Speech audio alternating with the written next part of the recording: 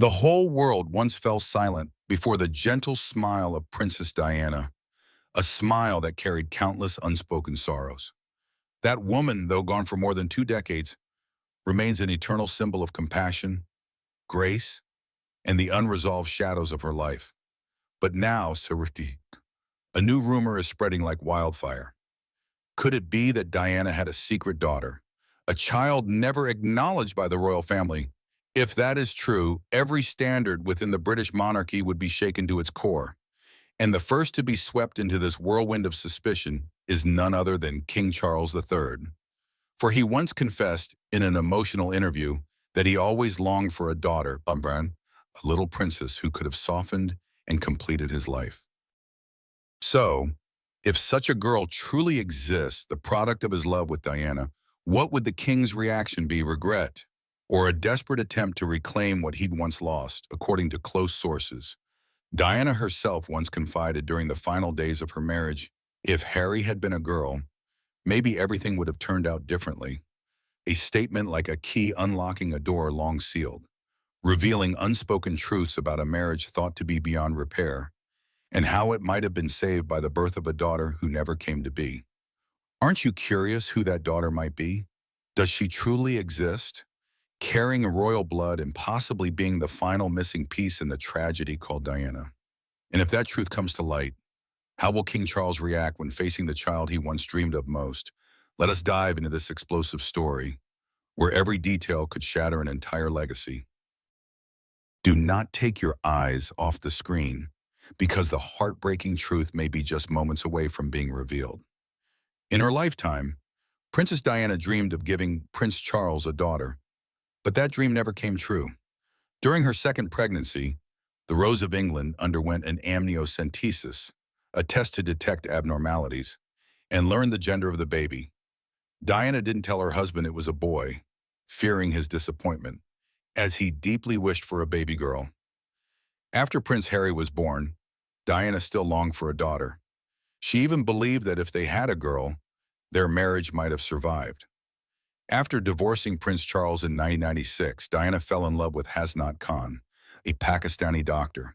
She continued to hope for a daughter and even planned to name her Allegra, meaning joyful, vibrant, and full of life. But Diana died in a tragic accident before her dream could come true. Since her sudden death, the media has relentlessly pursued the mysteries surrounding Diana's private life. In its recent issue, number 29, Globe magazine published a lengthy article with a shocking headline, "The Real Reason the Royals Came to America. Kate Meets Diana's Secret Daughter." It claimed that Prince William is not Diana's firstborn and that he has a secret sister, now 33 years old, named Sarah, currently living quietly in a small town in New England. Naturally, many people question how this could be possible, considering Prince William was born just 11 months after his parents' wedding in June 1982. The magazine offered an explanation that sounded strangely plausible. It stated that in late 1980, Diana Spencer, then still a 19-year-old virgin without a royal title, was summoned by Queen Elizabeth II to undergo a full health examination, specifically her fertility and ability to bear children, before the engagement between her and Prince Charles was publicly announced. During this checkup, Diana's eggs were harvested and fertilized with Charles' sperm. Everything went smoothly, and the engagement was approved. Following that, all related documents and embryos were ordered to be destroyed by the Queen herself. However, a shocking twist occurred. One doctor who examined Diana secretly kept one of the embryos. He later implanted it into his own wife's womb and disappeared completely, along with the daughter carrying the royal blood of both Diana and Charles. The baby girl was born in October 1981, about 3 months after the lavish royal wedding of Charles and Diana, on July 29, 1981, and 8 months before Prince William's birth, at St. Mary's Hospital in Paddington. The doctor named the girl Sarah, but never told her anything about her true origins. Sarah recounted that during all the years she lived with the doctor and his wife in England, she was constantly referred to as a bad omen for Princess Diana, until her adoptive parents died in a car accident when she had just turned 20. Afterwards, she unexpectedly found her father's journal and discovered that she was the result of an in vitro fertilization procedure carried out 20 years earlier. Though determined to uncover the truth and her real identity, around mid-2003, Sarah suddenly received an anonymous message on her phone, threatening, if you value your life, stop now before it's too late. Terrified that her life was in danger and haunted by the theory that Princess Diana had been assassinated, Sarah fled to the United States, where she has since lived under a false identity. If the existence of a secret daughter carrying Princess Diana's bloodline is true, what would happen to the man who once cast her aside? That man, now King Charles III, would have to confront a nightmare from the past, a past he had buried, forgotten, and tried to whitewash with the crown he wears today.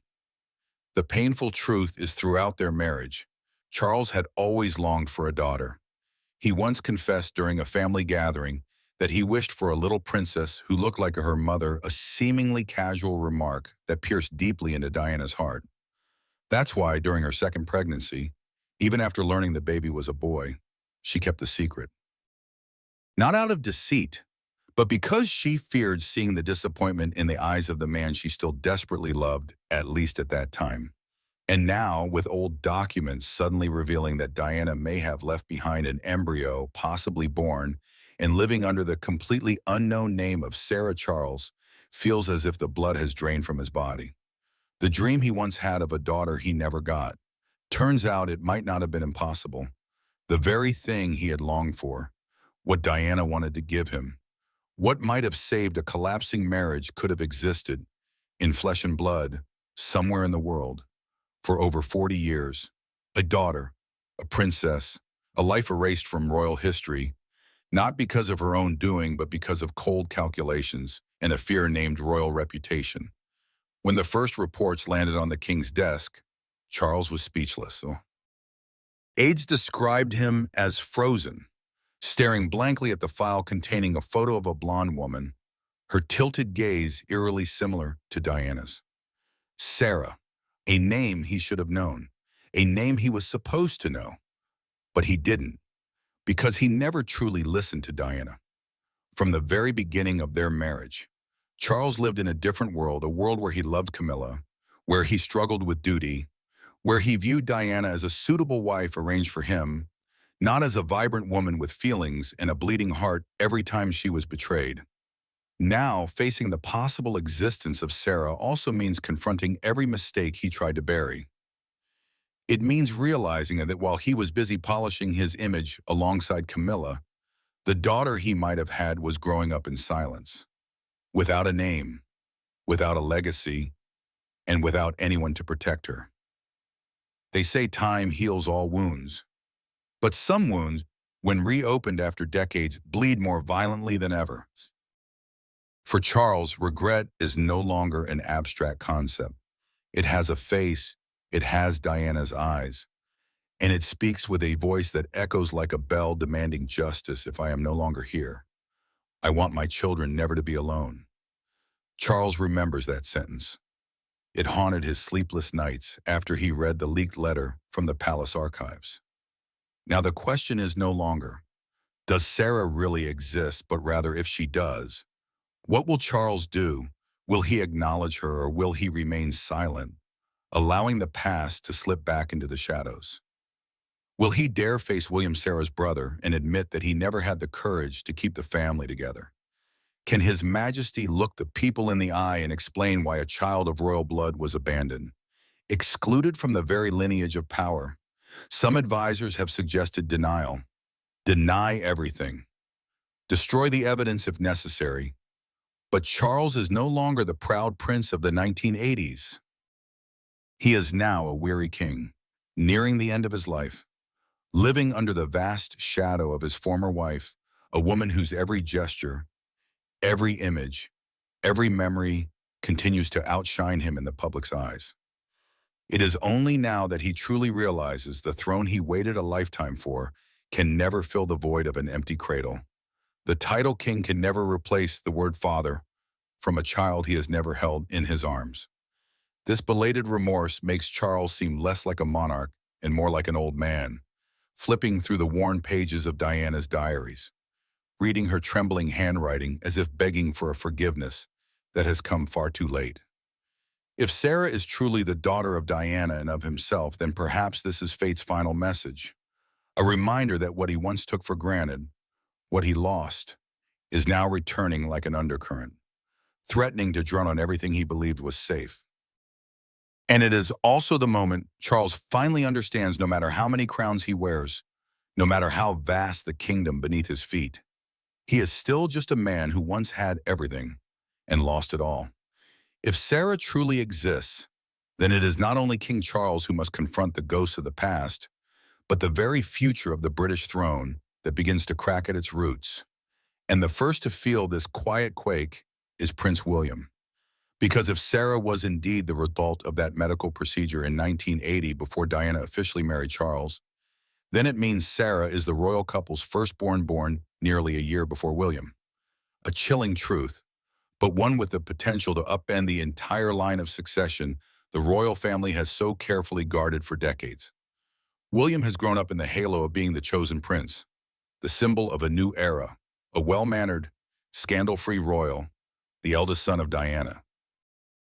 He has never doubted his legitimacy as heir, groomed for the throne, seen as the monarchy's final hope in a changing world. But now, with a strange name Sarah being whispered through the palace corridors, everything begins to shift. What happens if DNA results confirm that this woman truly carries royal blood, not just as Diana's child, but as her firstborn? Theoretically, the line of succession to the British throne is determined by age and bloodline. William is the eldest son, but if Sarah, the hidden daughter, was born first, then William's position is no longer unshakable. Legal experts begin murmuring behind closed doors. This would be an unprecedented case.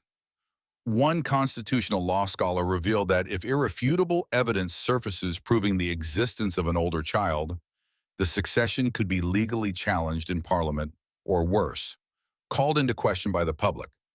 The consequences go far beyond titles. It threatens the very foundation the monarchy clings to: stability, continuity, and trust. And the most dangerous part of all is that Sarah is not just anyone.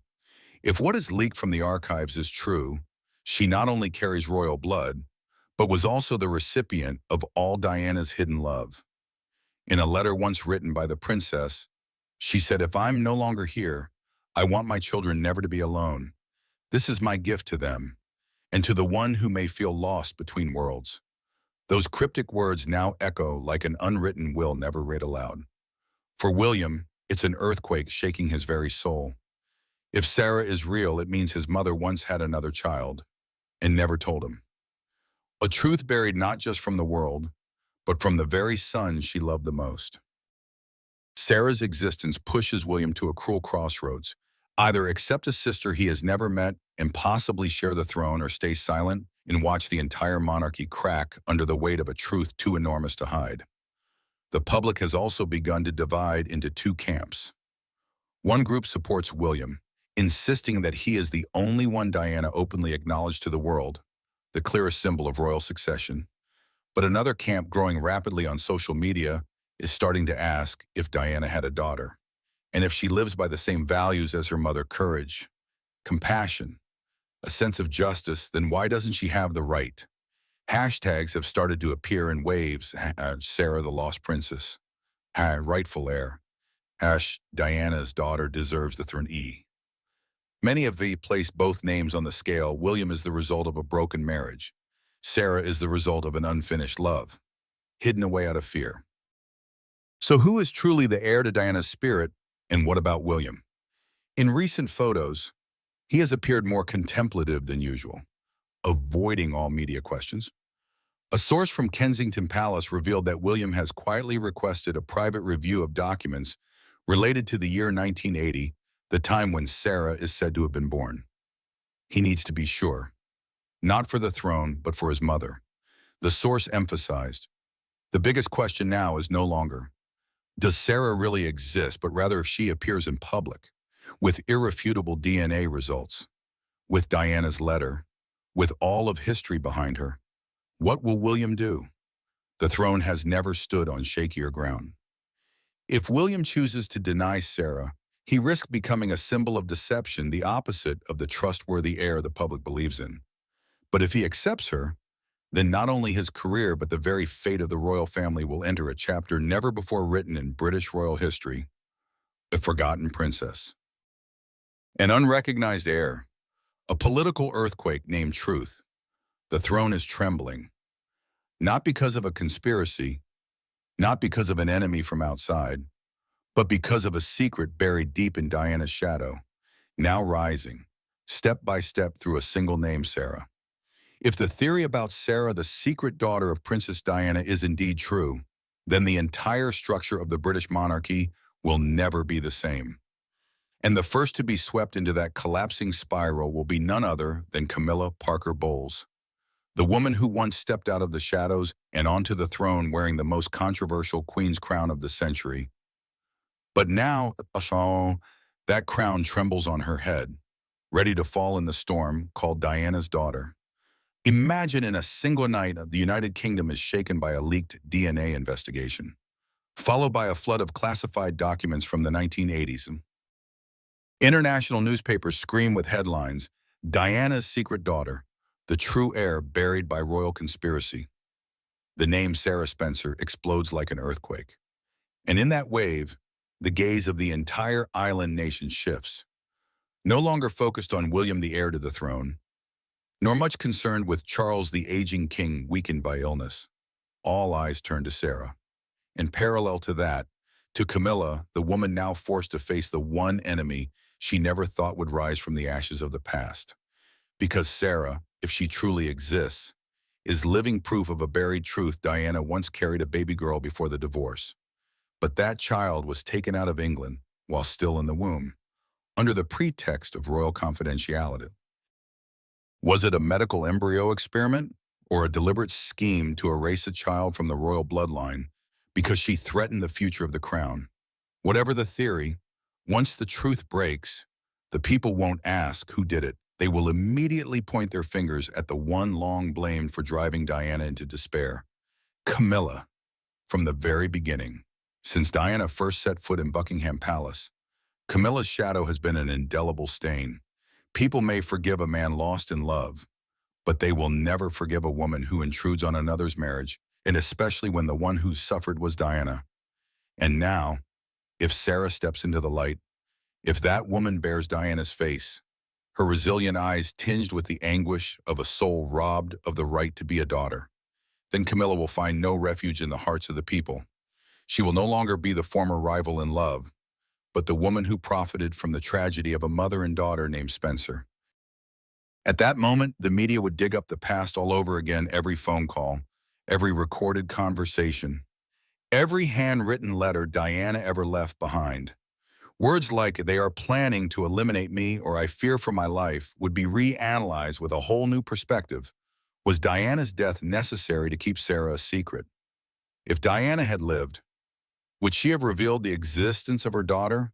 And would Camilla have never had the chance to set foot in Westminster? These questions would turn the current queen into the prime suspect, not only in the public eye, but also within the royal family itself. William, who has always maintained a carefully calculated silence, could find himself trapped in a no-win situation. How could a son deny his own sister if the DNA proves it true? And if Sarah is Diana's child, then how much pain did his mother endure? Being forced to part with her daughter, this question leads to a bitter truth that Camilla, in one way or another, climbed the ladder of prestige by stepping over the unbearable suffering of the woman the British people worshipped like a saint. If that's the case, Camilla would no longer be seen as the queen consort to King Charles, but rather the living symbol of betrayal and cunning. And in that crisis, how would she respond? History has shown that Camilla always chose silence, retreating from the public, letting Charles and the palace's PR machinery handle the fallout. But this time, even Charles might be dragged into the collapse if it's discovered he had known about Sarah all along. Then, Camilla would no longer be able to hide behind her husband like before. She would be required to step forward and face the public, answering the painful questions. When did you learn about Sarah? Were you involved in the child's disappearance? Did you use the royal family's power to ensure Diana would never again have the chance to be a mother? Picture Camilla, surrounded by a forest of cameras, bowing her head, her eyes vacant, not with the grace of a queen, but with the panic of a criminal exposed. And then, within one day, Sarah, the woman with Diana's resolute face and steely voice, walks into the palace, demanding to see Camilla. The press would call it the confrontation of two eras, a buried past and a present that cannot run. Would Camilla dare look Sarah in the eye? Would she have the courage to apologize? Or would she once again choose denial, deflection, perhaps even smearing Diana's dignity once more, just to save the fragile shell of power now cracking around her? But this time, unlike the needy, Camilla would no longer be protected unconditionally.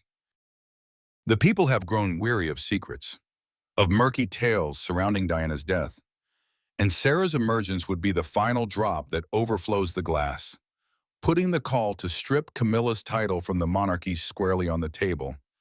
In a darker scenario, Sarah might choose to take the case to an international court, a lawsuit about identity, inheritance rights, and a truth hidden for decades. Camilla would become the unofficial defendant, sitting before a tribunal whose verdict would come from the hearts of millions who have never forgiven what happened to Diana. At that point, the throne would no longer be a symbol of glory, but a symbol of betrayal.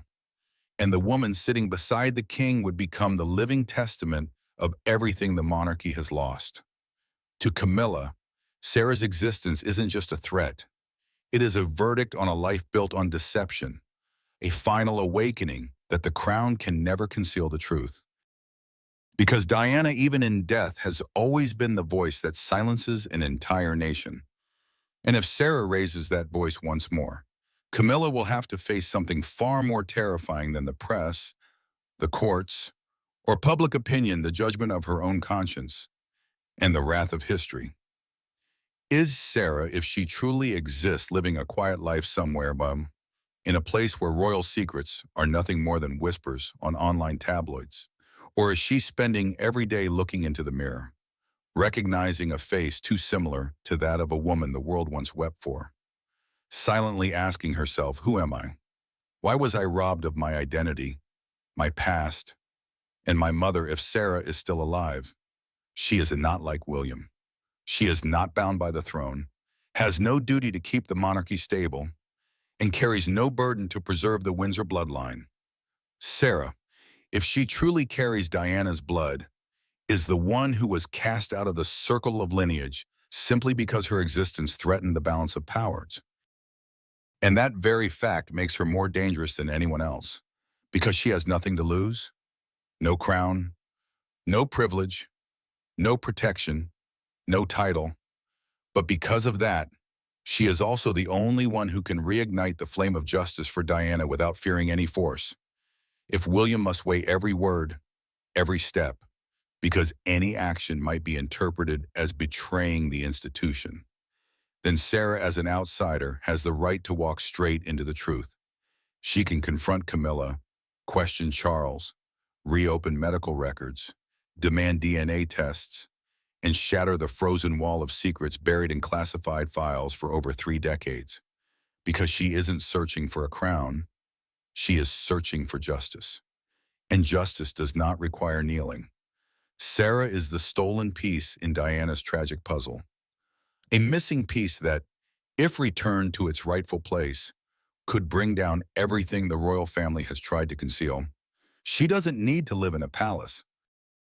All it would take is for her to appear once, to declare boldly, I am the daughter of Diana Spencer, and the entire nation would fall silent. No one could stop the tsunami of truth that name would unleash. And if that day comes, Sarah will not arrive asking for permission. She will come to reclaim her identity, her history, and above all, justice for the mother who died alone in a tunnel in Paris. Once her existence is confirmed, that throne, the very thing used to trade away a mother's love, will tremble before the truth. And in that moment, Camilla may be the first to bow her head. Sarah, if you are out there, know this: you have nothing left to fear. You do not represent royal power. You represent the ghost of a betrayal, and the time has come for that betrayal to be brought into the light, because truth does not die. It merely waits for someone brave enough to awaken it.